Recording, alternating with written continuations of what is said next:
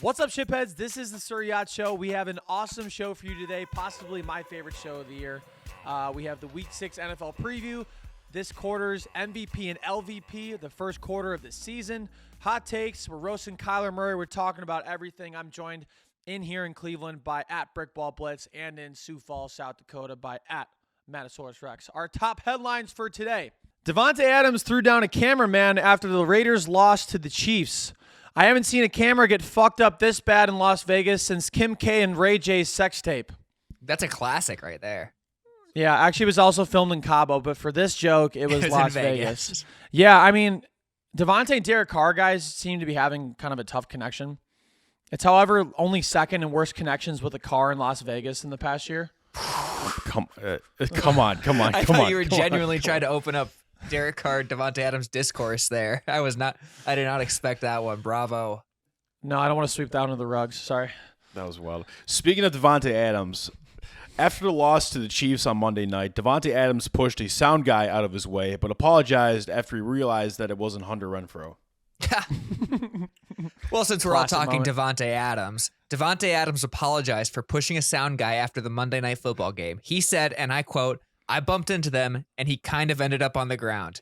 Coincidentally, this is the same excuse that Chris Jones and Grady Jarrett had to explain for the roughing the passer penalties. Literally the exact same thing. So breaking news, the Panthers fired Matt Rule, and many asked what his next career choice would be.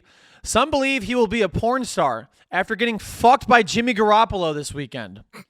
After Matt Rule's firing, Baker Mayfield will be playing for his sixth head coach in 5 years. That's right. Baker Mayfield will be playing for his sixth head coach in 5 years. The list of coaches he's playing for is approaching the length of menu items to choose from at the Cheesecake Factory.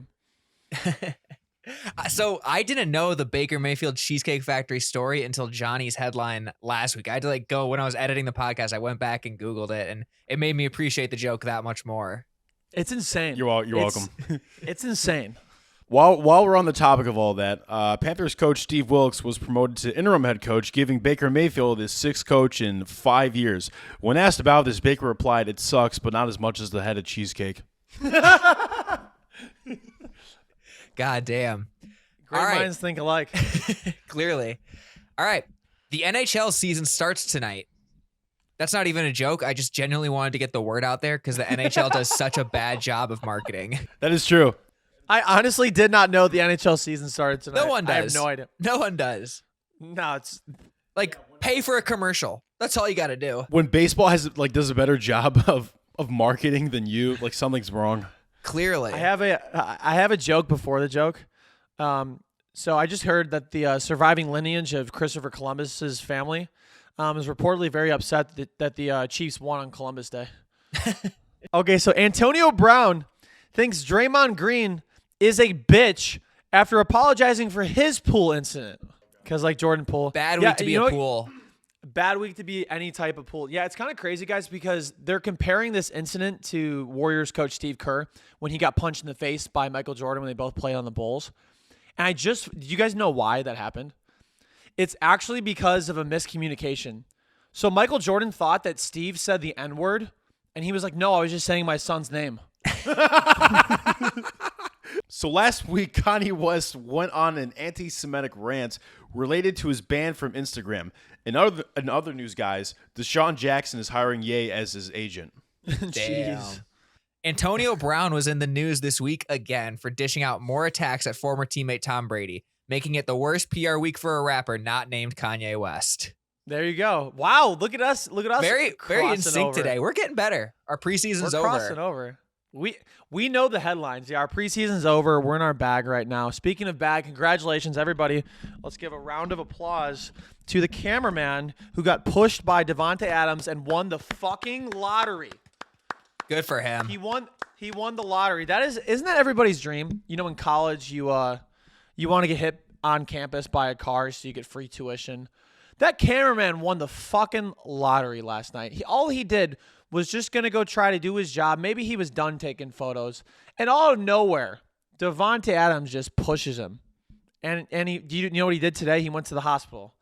and he's filing a police charge against. You know what they said? They said it's non-life threatening injuries. That's got to be why you get into being an NFL photographer, right? For just that hope that someone's gonna run into you, crash into you, and then you retire. Like, if all goes well, he should be able to retire. Like, that was the last game he should be working. Matt, if let's say Travis Kelce, for example, catches a 2-foot toe tap before going out of bounds, it's between you and the camera surviving.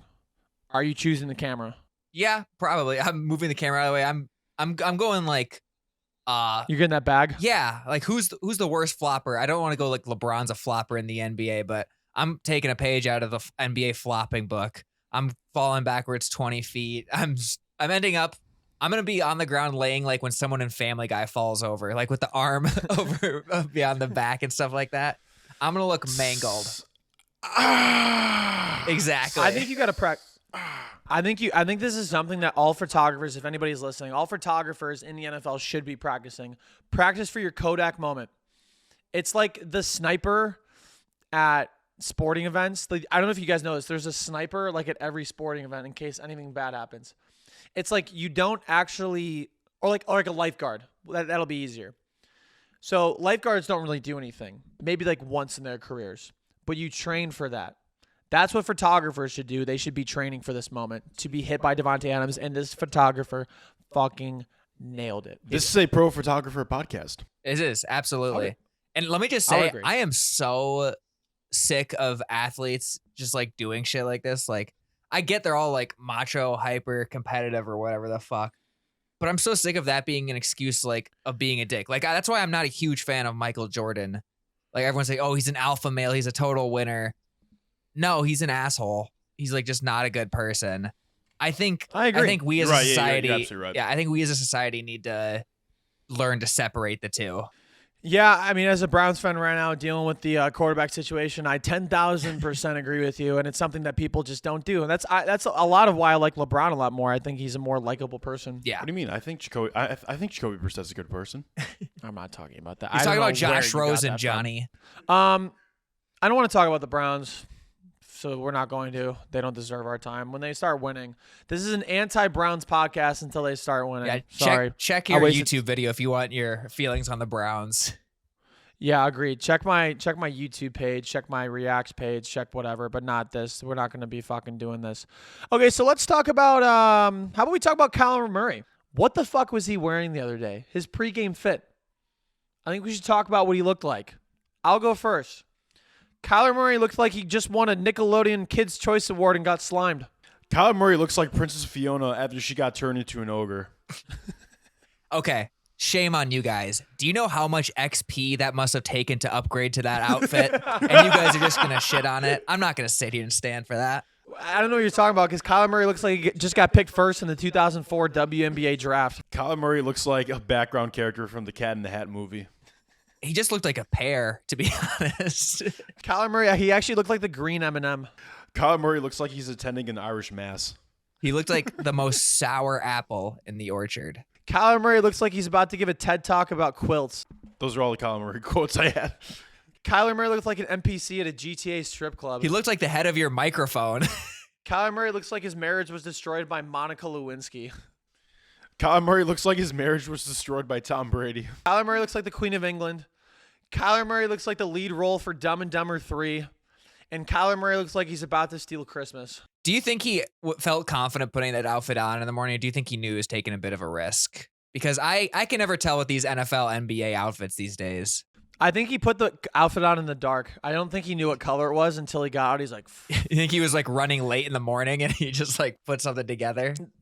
Yeah, it just wasn't on. The lights weren't on. Here's the thing. I think he's delusional. I think everything he says in his press conferences and the way he acts and his like demeanor, like that's such a Kyler Murray. I think when you're rich, you lose the sense of like, oh, this is fashion. It's like because it's like $10,000. Like, no, you're just delusional and you like spending money. And like, didn't that have to do something with Warzone or something? Am I correct? It was like something. Did the outfit was like a sponsored thing? Because it was like the Call of Duty green, ironically enough. I think it was a sponsored thing, but and at that point he's got to be trolling us, right? Because he knows all the jokes people are going to make about him doing a Call of Duty like brand deal. So he's got to be trolling us at that point. It's straight up a 2-3 outfit. That's all I'll say. Is if you're wearing something like that, you better win that game. And that's what my criticism always was with Cam Newton. Like, if you're gonna go up dressing like the Riddler or whatever, especially if you're gonna wear it to the post-game press conference, you kind of have to win the game. Like, I don't mind wearing like the crazy outfits or whatever, but bring a backup like T-shirt in case you lose. Should we dive into some hot takes? You think? I think we should. I'm ready. All right. You want to go first, Johnny? All right. So my hot take is I think Geno Smith keeps this up. Geno Smith has been out of the league like as a starter for like the past 8 years, but he hasn't just been like a role player or complimentary or good or very good or really good or great. Like he's playing like one of the best quarterbacks in the league, and like a legitimate strength of that Seahawks, like the legitimate strength of that entire Seahawks team. That defense is maybe the worst in the league. I think he keeps this up. Like he's performing basically on an MVP level right now. He's been insane. I'm happy for him. He's he looks great. He looks fantastic, and I think it's nice to have a resurgence of his career. It's super funny because Russell Wilson just has had the complete opposite trajectory in Denver. And nobody thought the Seahawks would be good. A lot of people, I think, thought that Drew Lock was going to be the starter for the Seahawks. So I think that's a good take. He's also on my fantasy team, so no one cares. I hope so. No one cares. No, yeah, it's interesting because like statistically, he's top 3 pretty much in everything, I think. And usually there is that difference between like the eye test and what the stats say. Like you can be good on the stat sheet. It's kind of like the Kirk Cousins effect. You can be good on the stat sheet, but then like when you actually watch him play, you're like, all right, he's not like great. But Geno's making throws that are like ending up on SportsCenter. His deep accuracy's been insane. It's crazy. Like I don't know where this resurgence has come from, but like right now you can make the argument the Seahawks upgraded at quarterback while also obtaining 2 extra first-round picks, Noah Fant, and a backup in Drew Lock. So if this keeps up, Seahawks are thieves. Well, yeah. Legalized bank robbery. Do we know Geno Smith's salary for his contract for the Seahawks? I would bet it's not a lot. In 2022, Smith will earn a base salary of $1.26 million, a signing bonus of $500,000. So basically, it's like, and then like a roster bonus of $1.69 million. So basically, it's like $2-3 million. And then Russell Wilson's is what, $250 for his contract till 2029 or something like that. There was a funny tweet. It was like, guys, don't worry. Russell Wilson and the Broncos have a lot of time until like 2026 to like figure this out. In other words, they have dead cap. Like they have to. This has to work. Like it has to. They don't have a choice. Yeah, That's crazy. The Broncos are kind of screwed unless they do eventually figure out. I don't know if it's a coaching change or I don't know if it's not letting Russ cook. Maybe Pete Carroll was right all along to run the ball as much as they did. I agree. And Nathaniel Hackett at coaching decisions single-handedly have lost the Broncos 2 games. You got a hot take, Matt? Yeah, so going over to NBA land a little bit, I know he's been like a key part to not only the Golden State Warriors championship run, but also Colin Cowherd building his podcast network. But you got to trade Draymond Green, I think, at this point. He's such a headache for that team. He straight up punched a man in the face, which I just, again, going back to what we were talking about like the alpha male stuff like that. And we don't know the full story. We don't know what was going on, but Jordan Poole is an ascending asset. Draymond Green, descending asset. Trade him to the Lakers. He'd love that. He'd love to get to play with his buddy LeBron. And he'd actually, I think, would help the Lakers out a good amount. I don't know how him and Anthony Davis would work together. That kind of seems like 2 completely opposite people in general. But I think Draymond Green at this point is just causing more harm to the Warriors than good. So I just say trade him. Yeah, I 1,000% agree with that. The issue with him going to the Lakers is he fits the Warriors very, very well because of his ability to be a point guard and dribble and things like that. Obviously, LeBron can do the same thing. But the Warriors obviously are like one of the greatest, if not the greatest shooting team in NBA history. The Lakers' best three-point shooter, I believe, is Kentavious Caldwell-Pope. Yeah. I don't think they have the shooting that the Warriors do. Actually, we all know that. So is it too many guys that can't shoot the three? I don't know. I'm not quite sure. But I do think his role will at least help the Lakers. I don't know if it'll benefit them like it has benefited the Warriors. But I 100% agree with you. I think he should be out. I think the people that the Warriors have brought in are Draymond Green's replacements. They are nurturing them that way to move on from Draymond so that they don't have to pay him a max deal. And I don't think Draymond's going to get a max deal anywhere. I would be surprised. I mean, he's going to get it somewhere. Somebody's going to overpay. The Orlando Magic is out there. He'll find a spot. That's fair. Also, fair. you could argue he's mind. the reason they lost KD too. Like he's done a lot for that franchise, but he's done a lot of harm too. No, he's 10,000% the reason why they lost KD. Like telling him that they won without him, they don't need him. I mean, that's something that still sticks with KD to this day. So I agree with you. Draymond Green, I think the way he's talking now too. I enjoy his podcast, but I think he's like the guy that is in a group project and gets the A but doesn't do anything. He's the guy that thinks he's him. He thinks he's on the team. Like he's not doing what Steph and Clay and all those guys are, and even Jordan Poole, the guy he punched. And to be fair, like I thought it was just a little altercation, maybe a slap, something like that, maybe some pushes. Then TMZ, that video gets leaked, and why was it leaked? Yeah. Well, another thing too is why did you punch him? Well, yeah, Steve Kerr's like, that shouldn't be leaked. It's like, while that may be true, why are we focusing more on that and not on Jordan Poole getting absolutely obliterated by Draymond Green for no reason? I'm sorry. Complete lack of accountability. If Draymond Green comes into my face, into my personal space with his... What do you mean by that? If Draymond Green comes into my face, into my mouth, if he comes into my personal space with his flaming hot Cheeto-ass breath, I'm pushing him. And like, well, he shouldn't have pushed him. That started the fight. It's like, I don't expect Draymond Green to fight me. We're teammates. Maybe a shove, but not punching me. It's also October. It's like the first week of practice. Like, what is that intense? You just won the championship. Why are you so hostile? Yeah, that's what I'm saying. But you know what I think? I think Draymond Green is secretly Bruce Banner. You think? He just randomly has moments where he just turns into the Incredible Hulk. Except for his Hulk smash is just hitting people in the nuts. All right, so Joe, what is your hot take? So Matt mentioned NBA land where his hot take went. I'm going to take us to the land before time. I don't think dinosaurs were real. You're telling me 65 million years ago, 30 to 40 foot fucking species, giant ass birds, whatever you want to call them, reptiles, got destroyed by one fucking meteor? You sound like Kyrie Irving right now. No, I call cap. Matt, I want to hear your opinion. Do you think dinosaurs were real? That is a great question. I saw your tweet about this. Right. And I think they were, but I am probably more skeptical. I would not be surprised if they weren't. Obviously, the skeletons came from somewhere, so we got to figure that out. Are they like aliens that were dropped off here? Like, I don't know how deep you guys want to get it. It's noon on a Tuesday right now. I don't know how deep we want to get into it. Do we know if the bones were real? I thought they just had fossils. Like, where the fuck did they get the bones? I will say this. Like the fact that like scientists have come out and said like, oh, like the T-Rex like sounds like pretty similar to like a chicken. Like, what the fuck? Cap, we don't know that. We don't know that. I refuse. No, the Jurassic Park roar is how they sounded. I don't give a fuck. But how do we know how they sounded? How do you know? It was 65 million years ago. How do you know they don't sound like a fucking chicken? And there is no one. There's no one checking these scientists either, because like they're the experts. Like we can't go up to them and.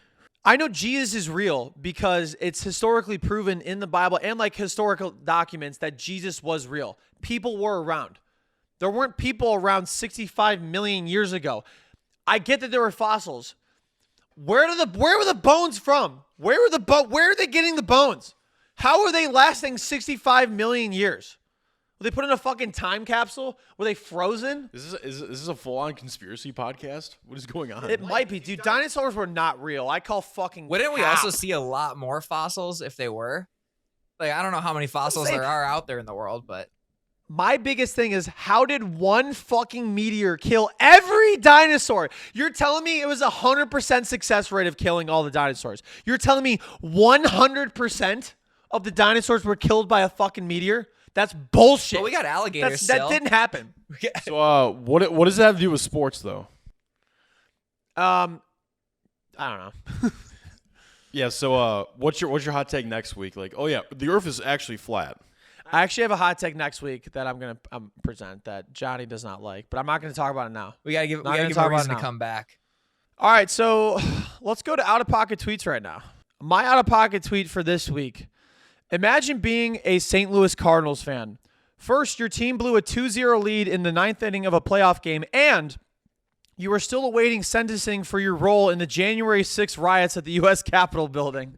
That's an accurate tweet. I feel like there's some overlap there. I could be wrong, but I think there that's was true. definitely some carpools organized out of St. Louis to Washington that day. Okay, so my out-of-pocket tweet is from Colts owner Jim Irsay, who tweeted like right after the win against the Broncos. The win last night was as beautiful as Raquel Welch, who is a model, and there's an uncropped photo of her in a sexy nun outfit. Jim Irsay is like the wildest owner in NFL history by far. He's just horny. He's horny on Maine. Yes. He often will get drunk and just start shit posting on Twitter. He just doesn't give a fuck. Which I guess I would crazy. too if I was a billionaire like that. So I say good for him. Yeah, what are they? Yeah, like, what are they gonna do? He has over $1 billion. What are they gonna do? Just do whatever you want. Yeah. How about we go into the first quarter of the season's MVP and LVP? How about we start with MVP? Johnny, who's your MVP so far this NFL season? I mean, it kind of goes without saying. I think Josh Allen's the MVP right now. He and the Bills can be a bit streaky at times, but once they're once they're on point, once they're clicking, they're playing it at a level that very few players in the entire league can even say they're at. And yeah, they have a point differential of plus 91. I think second place is plus 47. So they're by and far even though they don't have the best record, the best team. And Josh Allen is just playing at a super sane level right now, so he's my MVP. I think if I had to give an MVP so far this season, I would have to give it to Al Michaels. He's now with Amazon. He doesn't have to work weekends anymore, so I think that's a huge moment for him. So congratulations to Al Michaels for not working weekends anymore because he's with Amazon Prime. I also just love how honest he's been. Joe Buck too. Did you say Joe Paterno? No, I said Joe Buck too. Joe Paterno does not work weekends anymore, to be fair. Joe Paterno doesn't work. What is he doing? It's like he's dead or something. Nah, he's getting tortured in hell. But he's screaming from below. I do love how honest Al Michaels has been these last few games. You can tell he's got the Amazon money. He just doesn't care anymore. When he was previewing this week's Thursday Night Football matchup, he called it a no-nonsense matchup between the Bears and the Commanders, and you could just tell he was laughing as he said it. Yeah, he was probably like, oh yeah, upcoming the Bears and Commanders, and Joe Paterno's probably in hell. Oh my God, Matt, who is your MVP so far? So these people have been taking a lot of heat lately, but I just got to give it up to the NFL officials for keeping our players and our quarterbacks safe. Sure, one of them is concussed, and we don't know if he'll ever play again, but thank God someone out there was finally looking out for Tom Brady, keeping him safe. Someone was looking out for Derek Carr, keeping him safe. Someone was looking out for Teddy Bridgewater. He got hit one time, and they pulled him out of the game. Didn't let him come back in. So no one else is going to give the officials any credit, but I got to give them some credit. So the Zebras are my MVP. It's about keeping the quarterback safe. There's somebody that said eventually it's going to get to the point where quarterbacks just have flags, and in order to take them down, you have to take their flag. I mean, the Pro Bowl is going to be flag football this year. We'll see how it works. Now we're doing the LVP, the least valuable player. Matt, how about you go first? Yeah, so I'm going to give it to Patrick Mahomes. I think he sets unrealistic image issues or expectations for young quarterbacks all over the league. We hear about unrealistic body image issues for pop stars with young girls around the league. Right. But think about all the young quarterbacks who are growing up right now, and they have to watch Patrick Mahomes play, and they have to compare themselves to that. It's just going to lead to bad football in the future, a lot of confidence issues. So I think Patrick Mahomes needs to be nerfed.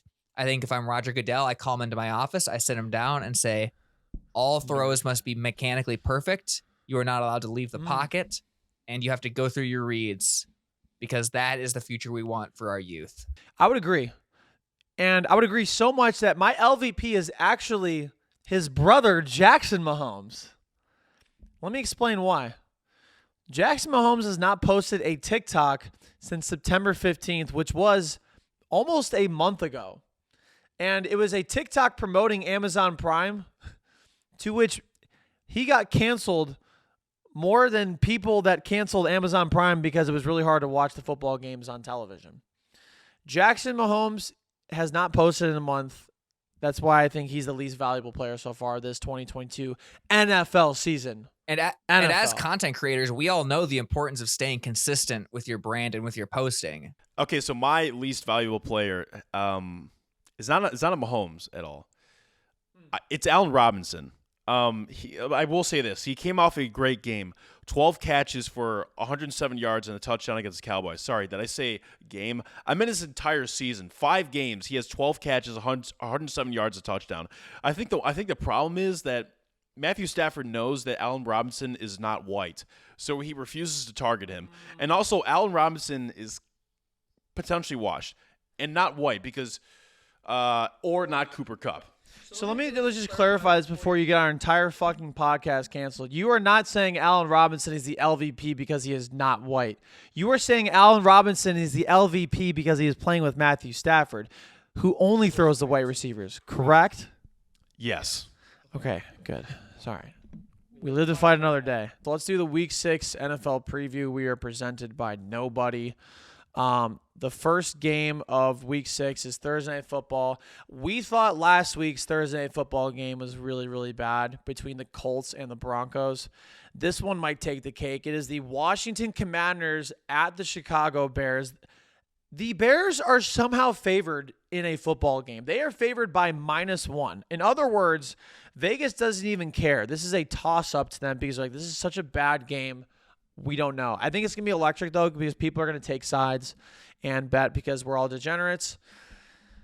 I think the Commanders win this one in Chicago as long as Justin Fields is not throwing more than 8 times a game. I think Carson Wentz will figure it out. I think they'll be fine on the road. I like Washington in Chicago, but I'm just really happy the Guardians are on at the same time because I'm going to be watching some playoff baseball inside of this game. This game is going to be very, very bad. So I think if the Panthers didn't exist, I think the Commanders could be the worst team in the league. I think they have the third worst or second worst point differential through 5 weeks, and they are absolutely goddamn atrocious. Having said that, not having said that because I think the Bears are going to win this game. I think it's going to be a Wentz pick parade. I think the Bears defense does enough to pressure Wentz. But it's probably going to be the worst game ever, and that's saying a lot because last week's game was the absolute worst. If it helps, in just a few weeks we get Falcons at Panthers on Thursday Night Football. Fuck off. So we'll count our blessings while we got them. That's honestly, I don't know. I hate watching the Bears. I hate watching the Bears. They're the worst. They are so bad on primetime. They're so bad to watch. They're not entertaining at all. I'm going to take the Commanders in this one. I think just because I think Carson Wentz is better than Justin Fields still. And maybe he'll have a fire lit under him after getting thrown under the bus by his coach. So give me the Commanders. I'm not going to watch this game at all. I'm not even going to pretend like I will. But yeah, I'll take the Commanders. All right, so we got an East Coast matchup next. We have the Ravens at the Giants. The Ravens are favored on the road by -5, and I'm kind of shocked by this.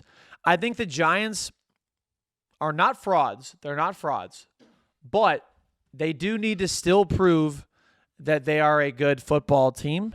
Their schedule has been light, but they did beat the Titans and the Packers, I suppose. I don't know. I like the Ravens a lot. I think they've lost 2 games against the Dolphins and the Bills, which they should have won. They very well could be 5-0 right now. I'm going to pick the Ravens on the road at MetLife Stadium in New Jersey, the Swamp Donkey capital of the world. I think the Giants are going to cover this, and I think it's going to be another game where Justin Tucker decides I'm going to win the game. So I think the Ravens win by 3. So I love Lamar Jackson. He's one of my absolute favorite players. Really? Yeah, big shock, absolute big shock there. he is definitely in the running for MVP with Josh Allen, and he's a big reason why this Ravens team will be a playoff competitor for a long time. I'm picking the Giants to win this game. Here's why. Like the Ravens place like way too much emphasis on Lamar. Like I read a stat that like 85% of the Ravens like yards in offense have been attributed to Lamar Jackson. Like they don't really give him like much help in terms of like I don't know like outside success or whatever. And I think like with the defense, especially with like the troubles the defense has had recently, I think they're still due for another like defensive collapse. Yeah, I think the Giants are a fun story for now, but I think the Ravens are a better team. I think it will be closer than 5 points, and the Ravens definitely are very Lamar Jackson heavy. I think they really need to get some production out of J.K. Dobbins here pretty soon, but I'll take the Ravens in this one. Giants aren't there just yet. Not yet. All right, so next game we have the Jets at the Packers. The Packers are favored at home by -7. This is my upset of the week. You're picking the Packers to win? I'm picking the Jets to win. Yeah, the Packers have been like playing down recently. So, this spread is very interesting. I mean, the Jets are also a team that needs to prove that they're here to stay. I mean, these New York teams, what is going on? I will say, though, the Packers almost lost to a third-string quarterback with the Patriots. They just lost to the Giants over in London, and I don't know if they're going to win this game. I think this is going to be an upset. I think the Jets they do have some momentum. They do look like a competent organization. It also just maybe like allows me to cope with the Browns being really, really bad and be like, oh, well, at least we lost to a really good Jets team instead of like, oh, we lost to the fucking Jets. So give me the Jets in this one for an upset, my upset of the week. So the Packers are traveling back from London. Like they're not on a bye, so that's probably going to affect them a bit. Also, the fact that they play down to the competition, like really bad competition, like Joey said, like nearly lost to a third-string quarterback, which is very odd. Having said that, I will take the Packers to win this one. This does seem like a game that they would win, especially since like the Jets still have to prove that they're not the Jets. That they do have an identity. Like Zach Wilson has been doing better for them than Joe Flacco has, although that's kind of a very low bar. So I'm going to pick the Packers to win this one, but it's going to be close. Yeah, it's funny. We give Kirk Cousins a lot of shit for only really being good at home at noon games, but Aaron Rodgers is kind of the same way. Like the Packers rack up so many wins just during that noon slot, like at home games, beating up against bad teams. So I'm going to take the Packers on this one. It'll be a bounce-back game for them. I think they beat the Jets pretty handily. Okay, so next game we have the Vikings at the Dolphins. The Vikings are favored by -3. It's the Dolphins' trajectory in the past couple weeks has been insane. Like we might need a Netflix documentary on this Dolphins team with the rise and fall of Tua due to injury. Do we have an update on Tua? I think they've just said they're not rushing it. AKA, we're about to go under an impending giant lawsuit. Yeah, when your lawyers have to tell somebody to not start their quarterback, probably happening, not great. I don't really have faith in the Dolphins anymore, even though literally 2 weeks ago I said that they are going to go to the Super Bowl. That might be – I've had some bad takes, and that might just be the worst take of all time. I mean, that's honestly not a bad take, because we didn't expect that Tua – like they would completely botch the Tua situation and the Teddy situation apparently because he's he had a concussion too. Yeah. Yeah, I don't know. So bad. Who do you got to win this game? I'm gonna take the Dolphins. I don't trust Kirk Cousins. I'm sorry. It's why? It's because Kirk Cousins is going to Miami, and Kirk Cousins is Father, Son, Holy Spirit, Amen. I am too. And I feel like Miami is just the opposite. It's Vice City. They throw bills around there on the football field and off the football field, if you know what I mean. And I think Kirk Cousins is going to be a little intimidated by that. Maybe he goes and rolls some dice. Maybe he has a Shirley Temple and gets. Anyways, I think the Dolphins are going to win this one just because it's in Miami. Yeah, and the Vikings have also played down competition as well as the Packers have because they've barely gotten by. I think in the last 3 games against the Lions, the Saints, and the Bears. Having said this, I do think this will be another one of those games that they barely get by, so I'm going to pick the Vikings to win. I think they have been a better fourth quarter team this year, which is a huge step up from last year. So like they do have that luck on their side right now. So I'm going to pick them to win. First of all, I love the idea of Kirk Cousins taking a step out of his hotel room and getting just culture shocked to death. I think that would be hilarious. He sees a girl in a swimsuit and just collapses. But yeah, the Dolphins, if Teddy plays, they have a much better chance. We'll see what happens there, but I'm going to take the Vikings to win. Another close one. They'll play down to the competition like they always do, and they'll win with like a last-second field goal. If I'm the Dolphins, I don't know what free agent quarterbacks are available, but I'd try and find them. Lamar, yeah. But like right now, this second, like I don't know who's available because this is a really good like playoff caliber roster. And Cam Newton. I'm so done with Cam Newton. I am so done with Cam Newton.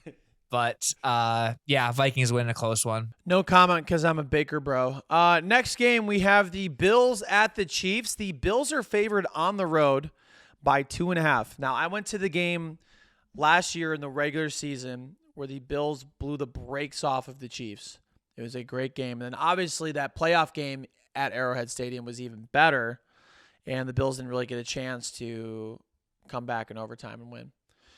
Now, you could say that the Bills have a little bit of a revenge game here with, redemption from losing to the Chiefs in that playoff game.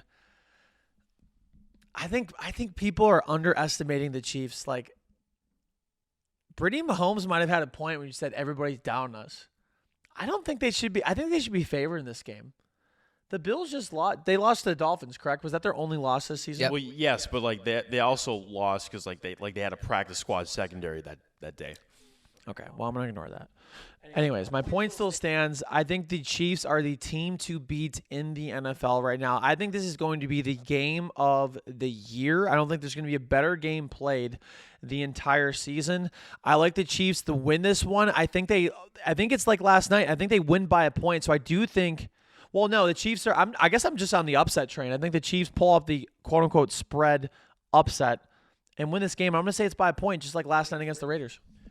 I honestly think you're underestimating the fact that the Bills got Gabe Davis back, and Gabe Davis had like a Randy Moss Thanksgiving against the Cowboys performance, like 3 catches. I think it was like 160 yards or something, and 2 touchdowns, including that one catch where he basically pulled away an interception. Even though it was an amazing throw, great play from Minka Fitzpatrick, just even better play from Gabe to like pull that in.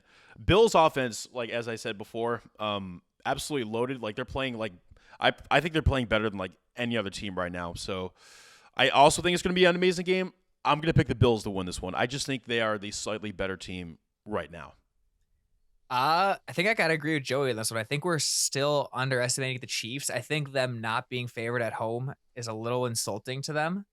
I kind of think I could see them using that as fuel. I think it'll be a great game. It'll be whoever has the ball last probably. But I'm going to take the Chiefs in this one. This is a random stat I saw today, but I just figured I'd share it. Patrick Mahomes has more wins when he's down 10 points than Justin Herbert has in his entire career. Sheesh. Yeah. But that's Chargers football. That's Chargers football for you, trademark. 1,000%. So yeah, I'll take the Chiefs. I also saw a stat where it said Patrick Mahomes has already thrown more touchdowns all time than Troy Aikman. And Troy Aikman said, like, call me when he has like the rings that I've got. Troy took it a little personally. That's such a dumbass take. Speaking of Chargers and like down by 10 points, like they only have 2 wins since 2020 when trailing by 10 points. Both of those wins are against the Browns. I don't want to talk about the Browns. Stop. The Browns aren't even on our Dude, week 6 stop. predictions, I noticed. Dude, they're not even on this list. Yeah, because they kept them off the list. Not good. We're not going to fucking talk about them and the Patriots. It's going to be a whack game. Why don't we talk about this next game, which is going to be absolutely – it's actually going to be amazing. It's actually going to be amazing. I know. You would have looked at this game last year and like, this is going to be absolute doo-doo butter. I mean, even going into this season, you're like, I don't know if this is going to be a great game. But it is. It's going to be the Cowboys at the Eagles. The Eagles are favored at home by 4.5, which honestly –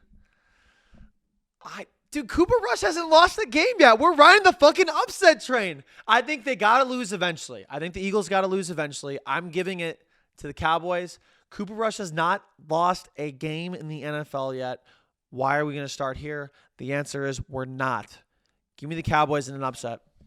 So I think the Eagles are obviously a great team. Like they are definitely due for a loss. They're definitely due for an ass kicking, like somewhat of a wake up call, so they can continue to kick ass throughout the season. I think this could be the game because the Cowboys have the absolute best pass rush in the league. And Cooper Rush is just not turning the ball over. Michael Gallup is back. Tony Pollard is balling right now, and Zeke, I guess, is a good blocker. I'm gonna agree with Joey. I might pick the Cowboys. I'm gonna pick the Cowboys in the upset. It should be an amazing game, though. Shit, that's all three of us. Cowboys are my upset of the week. I think they're not winning because of Cooper Rush. They're winning because of their defense. But Cooper Rush is not hurting the team at all, which is huge. So I like the Cowboys as well. I think I could see Micah Parsons having a huge game. He's really come onto the scene these last few weeks, it feels like. So, yeah, I like the Cowboys to beat the Eagles. And then immediately after, Jerry's going to do something stupid like guarantee a Super Bowl or say Cooper Rush is our starter moving forward. So Jerry will shoot themselves in the foot, but this is what I'm saying. I'm rooting for the Cowboys to continue to win. That way, by the time Dak Prescott is back, he'll do something stupid like, you know what, Cooper Rush is the starter, and just completely fuck up the Cowboys. I don't think this is sustainable for Cooper Rush, but I will say it is very, very exciting for the eventual downfall of the Dallas Cowboys this season. Whenever it happens, it could be week 8, it could be first round of the playoffs. It won't be in the Super Bowl because they won't get there. But I'm pretty excited for that moment, and I think this is definitely adding fuel to the fire for that downfall. All right, so we got one more game on this. I don't know, why the fuck did you put this game on? Is it because it was the Monday night game? Yes. That's the only reason why you put it on here, not because it's not going to be a great game. It is the Broncos at the Chargers, so it is a home game for the Broncos. The Broncos are not favored. The Chargers are favored by -5 at home, pseudo-home, if you will, because they don't really have a home stadium. Also, I'm salty because they beat the Browns. Anyways, Russell Wilson is due for a redemption story. I've rode the upset train. He is due for a moment where the Broncos, win a game, and they look like the competent football team that we all thought the Denver Broncos were going to be at the beginning of the season. However, that is not this week. This is my lock of the week. I think the Chargers are going to absolutely blow the fucking brakes off of the Denver Broncos and win this game very, very handily by at least 2 touchdowns. In complete opposite fashion of Chargers football trademark. So this is also my lock of the week. I'm going to pick the Chargers to win, but I don't think it's going to be handy. I think it's going to be another close fourth quarter game. Do you say handy? Handily. I think you said handy like the Giants. I think you were thinking about the Giants too much over there. That's going to be a great game. But yeah, but the Chargers you saw what they did in the fourth quarter. Like they always have these goofy ass decisions, and I think that's going to continue this week. But as I said, I'm all for the Chargers chaos. So I think they win, but I think less than the spread. yeah, I agree completely. Chargers are my lock of the week as well. I think in typical Chargers fashion, it's going to be a really close, really weird game. I'm predicting at least one special teams snafu somewhere. I think the Broncos offense does look slightly better this week than it has. And I think they'll put up around, they'll at least get to the 20s, which I'm not sure if they've done yet this year. But I like the Chargers in a close one. So the Broncos, if they lose this weekend or next Monday, they're going to be 2-4. Yep. Okay, and that'll put them still at 3rd in the AFC West. Is there a situation where Nathaniel Hackett gets let go at the end of the season, during the season? Because he has looked very, very incompetent. And Russell Wilson, I don't know what the fuck they're going to do with him. He is not only terrible on the field, he is terrible off the field. He is the corniest person ever. It is getting so hard to defend Russell Wilson. I have tried. I'm like, well, he's just a guy that is Christian. He loves God. And he loves his family. It's like, no, this guy's fucking weird. This guy is a weirdo. Like when he said Broncos country, let's ride after that at the press conference when he was walking off the mic. What the fuck was that? What was that, Matt? Can you tell? What was that? I think it was him trying to sell some T-shirts is what it was. But I don't. I refuse to believe that Russell Wilson has completely fallen off a cliff like this. I don't know if he'll ever be like a top 5 quarterback again, but like with how dedicated he is, you got to imagine he'll at least turn around and be good again at some point. But I don't know if it's this year. I don't see them firing Hackett this year because they have Wilson locked up for the next 9 years or whatever it is. I think they're going to be pretty patient. I don't know if Hackett makes it like next season, but I don't think it's a midseason firing. But I don't know. The Broncos are probably the weirdest team in the league right now. Yeah, it's like they can produce drives. They just completely stall in the red zone. Like they are the worst red zone team I have ever seen. They are god awful. Like, did you watch the 2017 Cleveland Browns that were led by Deshaun Kaiser by chance? Second worst team. I will say this. I think Nathaniel Hackett does get fired after the season. I really don't know if Russell Wilson turns it up. Like he's always been a great deep passer, but the league is full of like too high safety, and like what that does is that completely takes out like the deep passing like outside the numbers, which has been Russell Wilson's bread and butter for like his entire career. And without that, and the fact that like his mobility like is not as sharp as it is not as fluid as it used to be, it's kind of taking a toll on like what he can do. He's slower. He's a lot slower. Yeah.